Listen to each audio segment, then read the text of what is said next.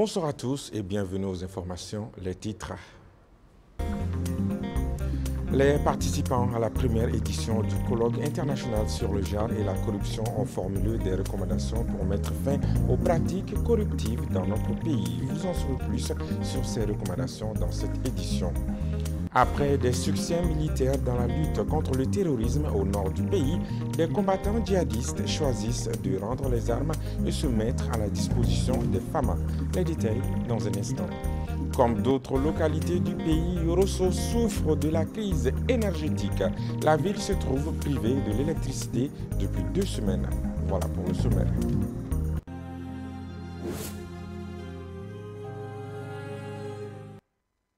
Bienvenue à tous aux informations. Après 3 jours de travaux, les rideaux sont tombés sur la première édition du colloque international sur le genre et la corruption organisé par l'UCEJ ce vendredi 17 mai 2024.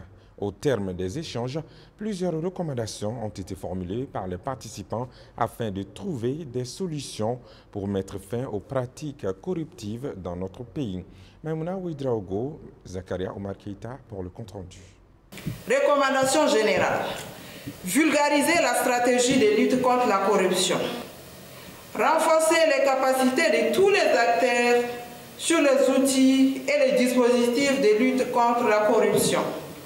Afficher tous les tarifs des actes de prestation dans les domaines de la santé, de l'éducation, de la justice et du commerce. Diligenter la législation sur la protection des lanceurs d'alerte. C'est sur ces recommandations que cette première édition du colloque international sur le genre et la corruption prend fin. Durant 3 jours, plus de 200 participants venus du Canada, Sénégal, du Burkina Faso, de la Côte d'Ivoire, du Bénin et du Mali ont pris part à ces colloques pour identifier et analyser ensemble les causes de la corruption et trouver des éventuelles solutions aux pratiques corruptives. La première édition de ce colloque a constitué un cadre d'échange, de discussion et de partage de bonnes pratiques en matière de lutte contre la corruption. Et nous a permis en tant qu'acteurs et actrices œuvrant dans ce domaine de déterminer les causes de la corruption, les impacts qu'elle peut avoir sur les droits des femmes. Elle nous a aussi permis de réfléchir sur les enjeux, les défis, de proposer des pistes de solutions et de formuler des recommandations pour y faire face. Dans les sièges, le ministre de la Refondation de l'État a insisté dans son allocution sur l'éducation familiale pour la lutte efficace contre la corruption avant de rassurer de l'accompagnement de son département quant à la mise en œuvre des recommandations formulées par le colloque. Il s'agit d'élever les enfants et les adolescents à l'humanité en leur faisant prendre conscience qu'ils sont en fait engagés par plusieurs liens au service de la prospérité de la collectivité et ce, dans le foyer familial. En tant que porteur de la stratégie nationale de lutte contre la corruption, mon département ne ménagera aucun effort pour analyser profondément les pertinentes et importantes conclusions et recommandations que vous venez de faire afin de les soumettre à nos plus hautes autorités pour leur prise en compte dans l'amélioration de l'architecture et des mécanismes de la lutte contre la corruption dans notre pays. Pour rappel, ce colloque international sur le genre et la corruption a été marqué par des conférences animées par des experts sur différents thèmes tels que la corruption dans les secteurs du commerce, de la santé, de la justice, de l'éducation, entre autres. Dans le souci d'une meilleure coordination de partage d'expériences, d'appropriation nationale et d'une meilleure lisibilité des progrès sur l'amélioration de l'éducation des filles au Mali, les projets FIERES, PASCOFI, Défi Mali, SCOFI, Coater et Empower ont tenu la 3e session du comité directeur conjoint du projet de scolarisation des filles. L'activité a eu lieu hier jeudi 16 mai 2024 dans un hôtel de la place.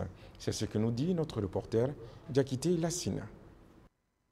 Financée par l'Affaires mondiale Canada, cette rencontre vise à améliorer durablement la qualité de l'éducation pour les enfants du Mali, surtout en termes de scolarisation et maintien des filles à l'école. Conscient de l'impact de l'insécurité sur le développement du Mali, le gouvernement canadien, à travers l'Affaires mondiale Canada, a décidé d'accompagner le Mali dans la mise en place d'un système éducatif inclusif et qualité, principalement dans les zones secouées par le conflit. Je suis particulièrement heureux d'être parmi vous aujourd'hui pour la cérémonie qui est plus que symbolique, car il s'agit pour nous de nous enquérir et nous prononcer sur les progrès réalisés dans l'éducation des filles et des adolescentes suite à l'appui fourni par 5 projets opérationnels financés par Affaires mondiales Canada. Conscient de l'importance de l'éducation des filles dans le développement socio-économique, le gouvernement du Mali a mis en place le projet SCOFI. Compte tenu du leadership que le ministère de l'Éducation nationale doit assumer dans la coordination des 10 projets, un mécanisme de coordination qui reste ouvert a été mis en place. Le mécanisme de coordination mis en place, en abrégé MECOP-SCOFI, se trouve dans sa 3e année de mise en œuvre. Pour cette 3e édition du comité directeur conjoint, les échanges ont porté sur 6 actions clés. Occasion pour les représentants du ministre des Affaires étrangères et de la coopération internationale de remercier l'Affaires mondiale Canada pour la qualité de la coopération. Elle offre donc l'occasion d'échanger aujourd'hui ensemble sur des actions clés qui sont les principales recommandations de la réunion de mai 2023, les principaux résultats immédiats des différents projets, les principales difficultés rencontrées par les projets, les points saillants des plans de travail d'avril 2024 à mars 2025 et enfin le mécanisme de pérennisation des projets ONG partenaires. Au terme de la rencontre, plusieurs recommandations ont été formulées par les participants. Ces différents projets sont concentrés dans la région de Ségou, San, Badjangara, Mopti, Tombouctou, avec la ferme conviction de relever le taux de scolarisation des filles au Mali. Autre information à retenir dans ce journal, l'Assemblée générale du Conseil national de la jeunesse du Mali, CNJ Mali, aura lieu du 6 au 13 juillet 2024. L'annonce a été faite par le communiqué du Conseil des ministres du mercredi 15 mai 2024. En effet, cette convocation, avec l'implication du ministère de la Jeunesse et des Sports, suscite une lueur d'espoir pour le retour à la normale de la fêtière de la jeunesse malienne. En effet, selon ce communiqué du Conseil des ministres du mercredi 15 mai, les activités de cette Assemblée générale du Conseil national de la jeunesse CNJ Mali ont déjà démarré avec la relecture des statuts et règlements intérieurs par une commission tripartite composée de représentants de l'État, de leaders des organisations de la jeunesse, de la société civile, conformément aux recommandations des États généraux de la jeunesse. Aussi indique le communiqué, le processus de mise en place des organes a également commencé par la création de la Commission nationale de mise en place des organes du Conseil national de la jeunesse qui aura ses démembrements au niveau communal, régional et la diaspora. Actualité dans un autre registre, l'Alliance de la jeunesse musulmane pour l'unité et la défense de l'islam a organisé un grand rassemblement de la communauté musulmane ce vendredi 17 mai 2024 comme prévu à la grande mosquée de Bamako. L'objectif de cette sortie est de dénoncer les attaques et les discriminations contre l'islam. Une occasion pour l'Alliance d'inviter les plus hautes autorités à prendre des mesures coercitives face à la situation. Je vous propose d'écouter ces quelques réactions recueillies par Lolomadi Bati. Vu l'article 1er de la Constitution de la République du Mali, qui interdit toute discrimination fondée sur l'origine sociale, la religion, la couleur, la langue, la race, le sexe ou l'opinion publique politique. Vu l'article 24 de la Constitution, qui stipule que la défense de la patrie est le devoir de tout citoyen. compte tenu des tentatives successives de déstabilisation de la sécurité nationale par une secte importée provocatrice qui prétend insulter les religions, en particulier l'islam et ses symboles et les musulmans. Considérant que la communauté musulmane, malgré qu'elle soit majoritaire, a toujours vécu avec ses coreligionnaires dans la paix et le vivre ensemble depuis plus d'un millénaire. L'Alliance de la jeunesse musulmane pour l'unité et la défense de l'islam au Mali, AJMD Mali, joint sa voix à celle du Haut Conseil islamique du Mali pour dénoncer ces actes blasphématoires considérés comme une violation de la Constitution de la République, une violation des principes de paix et de vivre ensemble enseignés par le Saint-Coran et les nobles hadiths du prophète Mohammed sallallahu alayhi wa sallam. L'AJMD Mali, avec toutes ses associations et ses démembrements dans toutes les régions du Mali, dit en un mot: nous n'autorisons pas et n'accepterons pas les attaques contre l'islam et ses symboles par quiconque, quel qu'il soit, pour quelque revendication que ce soit et dans n'importe quelle circonstance. Enfin, nous invitons les plus hautes autorités de l'État à jouer pleinement leur rôle en s'opposant fermement à ceux qui menacent la sécurité nationale à travers des attaques ciblant l'islam, religion de la majorité du peuple malien. L'AJMD Mali regrette que cette secte provocatrice ait été mentionnée au même titre que les religieux dans le programme national d'éducation aux valeurs PNEM remis au président de la transition le mardi 23 avril 2024. Nous joignons notre voix à celle du Haut Conseil islamique du Mali pour demander la dissolution de toutes les associations qui soutiennent directement ou indirectement ces sectes déstabilisatrices. Vu l'article 1er de la Constitution de la République du Mali, qui interdit toute discrimination fondée sur l'origine sociale. De la crise énergétique au Mali, plusieurs localités du pays sont confrontées à la crise énergétique qui sévit au Mali depuis des mois. C'est le cas de Yorosso qui se trouve privé de l'électricité depuis 2 semaines. Les détails avec Alamako Diabati. La fourniture de l'électricité est interrompue dans la ville de Yorosso depuis plus de 2 semaines selon Studio Tamani. Cette interruption est due à une panne du seul générateur qui alimente la ville à travers la société Yelenkoura. La situation dénoncée par la population affecte la plupart des services publics et privés de la localité. A rappeler que les travaux de ralliement de l'énergie du Mali dont le cercle sont à l'arrêt il y a plus de 2 ans, précise Studio Tamani. Outre la localité de Yorosso, cette crise énergétique est dans toutes les régions du pays depuis plusieurs mois. La situation affecte les activités génératrices de revenus et contraint certaines entreprises à réduire leur production et à se débarrasser de certains de leurs travailleurs. Et on ne sait pas quand est-ce que ce problème énergétique aura sa solution, puisque les solutions tant promises par les autorités n'ont toujours pas apporté d'amélioration à la situation. Direction nord du pays où les terroristes continuent de déposer les armes.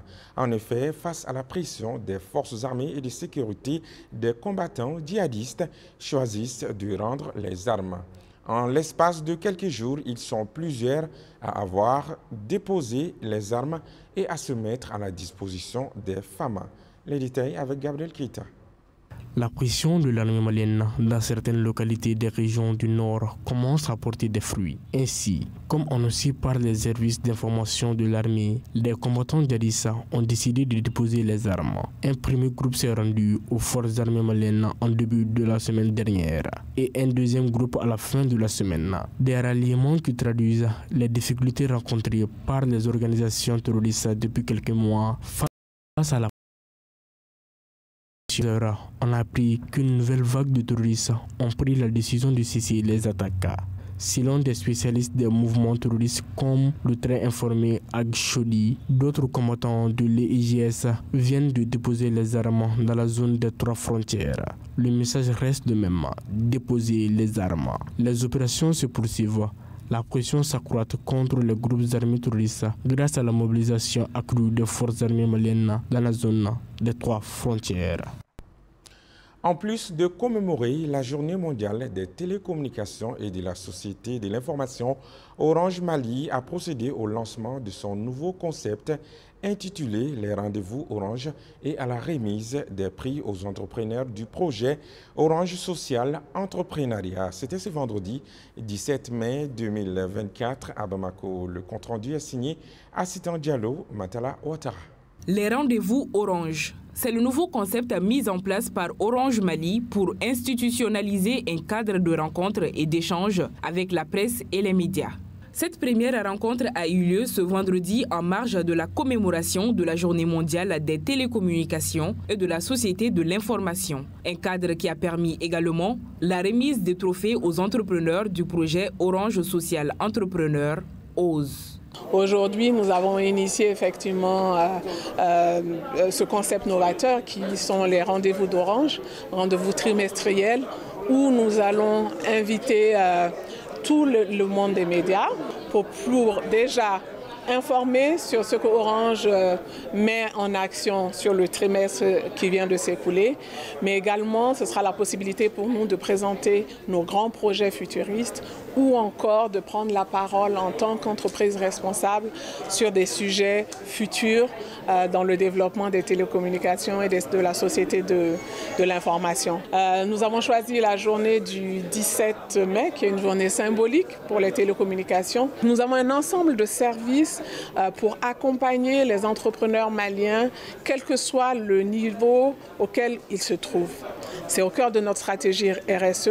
Donc c'était naturellement qu'aujourd'hui, nous avons tenu à présenter notre projet OSE, qui est Orange Soutient l'entrepreneuriat, et de valoriser, de mettre en lumière ces jeunes entrepreneurs maliens et puis aussi le savoir-faire du Mali. À l'occasion, Orange Mali a présenté plusieurs de ses projets innovants et impactants mis en œuvre par ses différentes directions et métiers, tels que le taux d'énergie renouvelable, la sensibilisation des méfaits de l'Internet dans les écoles, Orange Digital Kalanso, Orange Fab, ODC Multimédia, entre autres. Nous avons fait venir plusieurs directions d'Orange Mali pour montrer donc à vous les médias, mais par voie de conséquence à la population malienne, ce que Orange fait en tant qu'entreprise responsable dans le domaine du numérique en réponse ou en tout cas en coordination avec les objectifs de développement durable.